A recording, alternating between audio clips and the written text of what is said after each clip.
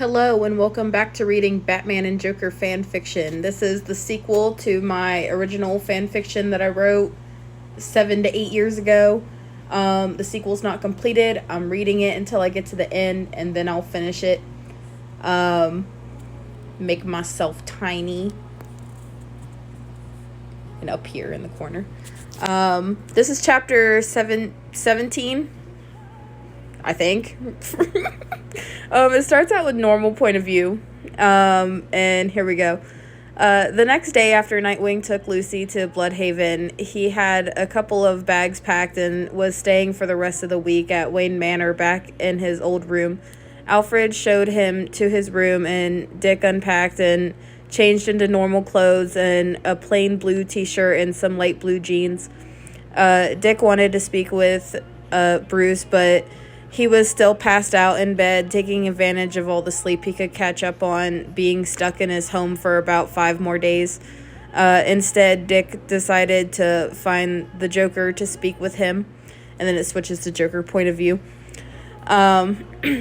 He found Joker down in the kitchen, eating copious amounts of junk food and drinking expensive red wine.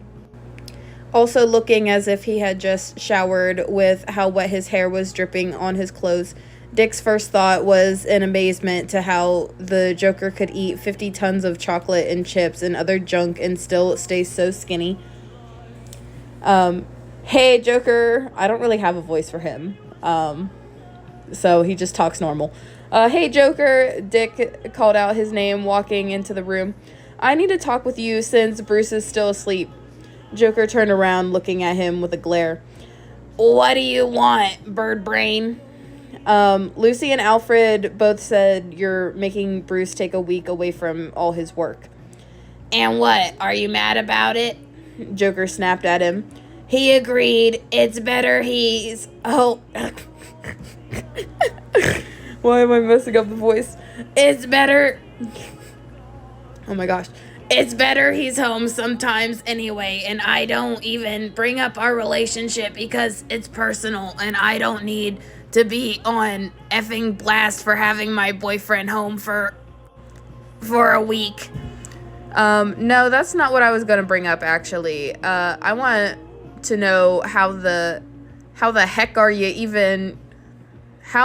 you even got him to agree.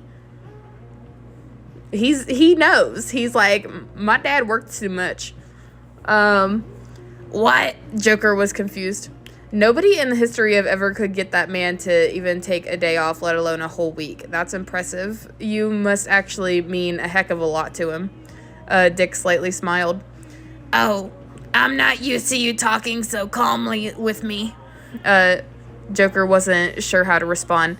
I just needed him badly, and so now he's here. That's all I care about. I'm only here because I thought Bruce would want help around here. He's not one to be caged up all the time in his home, so I thought he might be driving himself crazy unless I was here to help, like in the old days when I was Robin. I was his right-hand man for everything, Dick said while grabbing himself a bottle of water from the fridge. He's been fine so far, Joker pointed out. Yes, but it has only been a day and a half. I just want everyone to be okay, especially the man who took me in and raised me the last 5 years of my childhood after my parents unalived. Joker took time to think about the situation, but as he was thinking, Bruce had walked downstairs to find them both in the kitchen. It's good to see you again, Dick. Bruce smiled and shook his head. Hey, Bruce, Dick responded. Joker watched them both walk out and realized something within himself. He wants to break away and be himself again at some point. Okay, and this is all of chapter 17. I feel like this chapter was short. I feel like usually my chapters are longer than this.